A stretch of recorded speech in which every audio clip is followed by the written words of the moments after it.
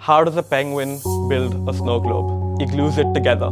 See, I love dad jokes. I mean, they're so cheesy, but the worse it is, the better it works. My name is Rohan. I'm 21, and this is my third year at Murdoch University, Dubai. Right now, I'm pursuing a double major in journalism and criminology. So initially, I just started out with journalism as a single major. It interested me because it was a hands-on field where I got to go out into the world and interview people, shoot videos and footage, so I was never really sat behind a desk. In terms of criminology, it was one of the newer courses that Murdoch offered, and I loved it from the get-go, which is why I decided to pick it up as a second major.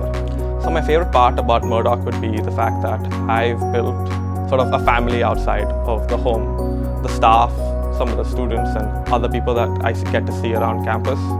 These are people that I've interacted with on an almost daily basis for the better part of 3 years. So getting to know them, I feel like I've become a more well-rounded person, a much more nicer and empathetic person. But otherwise, it's just been a great experience for me to sort of meet and see different people and get to know people that I otherwise wouldn't have met.